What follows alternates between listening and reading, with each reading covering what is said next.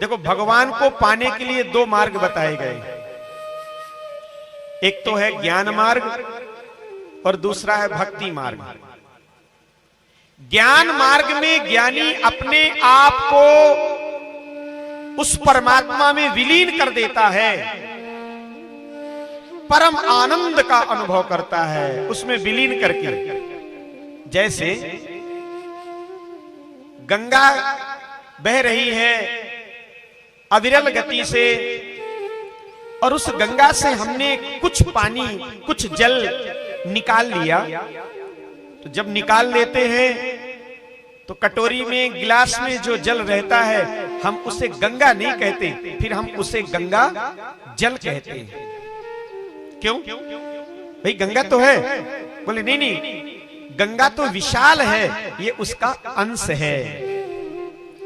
ऐसे ही परमात्मा विशाल है, अनंत है, हम उसके एक छोटे से अंश हैं। तो हम पूर्ण कम होंगे, अंश तो दुखी ही रहेगा। थोड़ा सा गिलास का पानी क्या गंगा की बराबरी कर सकता है? क्या कटोरी का जल सागर तक जा सकता है? नहीं जा सकता है। उद्देश्य क्या है? बोले उद्देश्य तो सागर तक पहुंचना है। तो वो विशालता, वो व्यापकता, वो विराटता, वो हमें मिले कैसे? बोले वो मिलेगी तब जब ये कटोरी का जल, ग्लास का जल पुनः गंगा में चला जाए, तब हम भी विशाल हो सकते हैं। हम वही हैं, पर अब हम अंश के रूप में हो गए हैं, इसलिए अब हम दुखी हो गए हैं। ब्रह्मविद ब्रह्मैव भवति। जब यह जीव, जब यह अंश अंशी से मिल जाता है, तब इसके सारे दुखों का अंत हो जाता है, सारे क्लेशों का अंत हो जाता है। फिर कोई अपना नहीं, कोई पराया नहीं, सब वही व्यापक परमात्मा स्वरूप में ही दिखाई देने लगता है। ये तो ज्ञानी की बात है। और भक्त की बात, भक्त कहता है प्रभु हम आपसे मिलना तो चाहते हैं, पर आप में एकदम नहीं मिलना चाहते। जैसे कि गंगा का जल गंगा में मिल गया तो पूरा ही गंगा जल कहलाता है, पूरा गंगा ही कहला जाता है। हम इस तरह आपसे नहीं मिलना चाहते। तो आप कैसे मिलना चाहते हैं? भक्त कहता है कि आप सामने रहो और आपके सामने मैं रहूं। ये दासत्व भाव है। स्वामी हमारे ऊपर बैठे और हम नीचे बैठ करके उनके मुखारविंद का अवलोकन करते रहें, हम ये चाहते हैं, हम आपसे मिलना नहीं चाहते। अरे भाई, तो बात तो एक ही हुई ना। ज्ञानी भी मिलता है और तुम भी मिलते हो, फिर अंतर क्या रहेगा? भक्त कहता बस अंतर इतना है कि ज्ञानी अपने आप को आपसे मिला करके एक हो जाता है। फिर वहां से ज्ञानी ज्ञानी नहीं कहलाता है, फिर वो परमात्मा के रूप में मिल गया तो परमात्मा तत्व बन जाता है। और भक्त, बोले भक्त तो भगवान का दर्शन करके विलग रहता है। तो जीवात्मा और परमात्मा भिन्न दिखाई देते हैं, स्वामी और सेवक भिन्न दिखाई देते हैं। बोले चाहे भाई मिलो या देखो, पर आनंद का अनुभव तो होगा कि नहीं? ज्ञानी यदि मिल जाता है तो भी उसको आनंद मिलता है, और भक्त केवल दर्शन करता है तो भी उसे आनंद का अनुभव होता है। तो फिर ये फैसला किस बात का है ज्ञानी और भक्त में? तो भक्त कहता है नहीं नहीं, जिस क्षण से ज्ञानी मिल जाता है उस परमात्मा में, तो मिलने के बाद में फिर उसे उस परमात्मा में कितने प्रकार के आनंद हैं ये उसे पता नहीं चलता है। केवल उसके दुखों का ही अंत होता है। उस परमात्मा के द्वारा क्या क्या आनंद मिल सकता है ये उसको पता नहीं चलता। अब एक उदाहरण में आप समझिए, बड़ी वेदांत की भाषा है, एक उदाहरण से समझिए। जैसे मछली, मछली पानी के अंदर ही रहती है, पानी से बिलग नहीं रहती। वो बिलग कर दिया जाए तो मर जाएगी। वो अथाह जल के अंदर मछली रहती है, पर उस जल के अंदर यदि मछली को पानी पीना हो तो पानी नहीं पी सकती।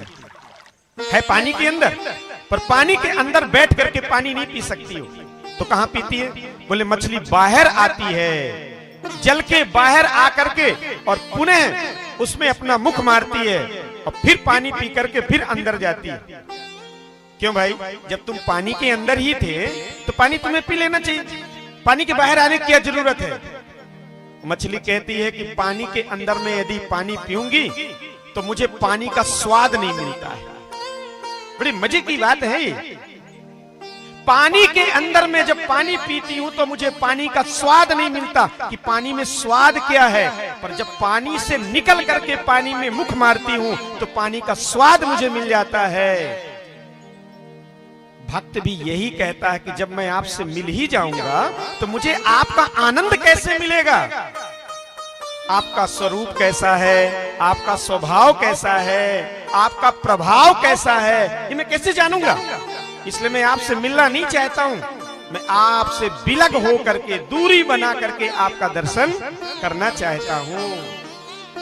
इसीलिए सगुण उपासक जो भक्त जन होते हैं वे मोक्ष की कामना नहीं करते हैं। सगुणोपासक मोक्ष न लेहि, वो मोक्ष नहीं लेते। महाराज दशरथ जी ने मोक्ष नहीं लिया। अंतिम समय जब मेरे राघव लंका के सम्रांगण में विजय प्राप्त किए तब महाराज दशरथ उनके दर्शन करने के लिए आते हैं। उनका मोक्ष नहीं हुआ, कोई मोक्ष नहीं लेते हैं। और ज्ञानी अपना मोक्ष चाहता है, मेरा मोक्ष हो जाए। एक बड़ी प्यारी कथा आती है तमिल रामायण में, अपने यहाँ की रामायण में नहीं। एक बार त्रिजटा किशोरी जी के पास में गई। उन दिनों किशोरी जी रावण की अशोक वाटिका पर बैठी हुई थी। त्रिजटा ने जाकर के देखा कि किशोरी जी का ध्यान लगा हुआ है, आंखें बंद हैं, ध्यान मग्न है किशोरी जी। तो त्रिजटा बैठ जाती है। थोड़ी देर के बाद में किशोरी जी के नेत्र खुले तो त्रिजटा ने कहा, बेटी आज तुम बहुत ध्यान में थी। त्रिजटा को देख करके किशोरी जी कहती है, माँ आज मैं राम जी का ध्यान करते करते बहुत दुखी हो गई, रोने लगी। त्रिजटा को लगा कि वियोग का दुख होगा, इसलिए बेटी रो रही है। त्रिजटा समझाती है। सीता जी कहती नहीं, वियोग में जो संयोग आ जाता है उसका मुझे दुख है, वियोग बना रहे उसका दुख नहीं। वियोग तो है ही है, राम जी दूर है, हम दूर हैं, पर वियोग में संयोग प्रगाढ़ हो जाता है। विप्रलंब की चिंता नहीं है, चिंता तो इस बात की है कि कहीं ये संयोगत्व इतना प्रगाढ़ ना हो जाए कि मैं ध्यान करते करते करते करते करते भृंगी की तरह हो जाऊं। भृंगी समझ रहे हैं?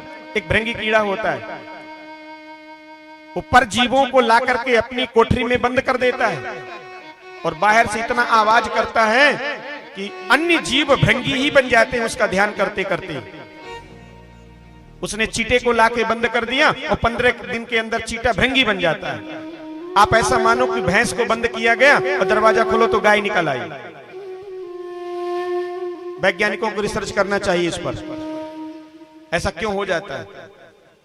भृंगी कीड़ा घरों में लगती है, मिट्टी के ढेले बनाते छोटे छोटे छोटे, वो दूसरे जीवों को लाके बंद करता है और 10 से 15 दिन के अंदर वही जीव भृंगी बन जाते हैं।